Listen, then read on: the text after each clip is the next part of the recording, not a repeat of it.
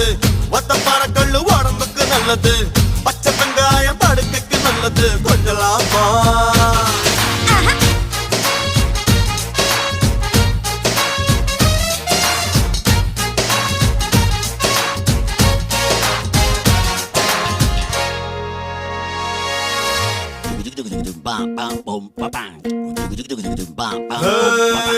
ராகுகாலத்தில் குத்த வச்சவ நீ வாழத்தண்டைய பத்த வச்சவ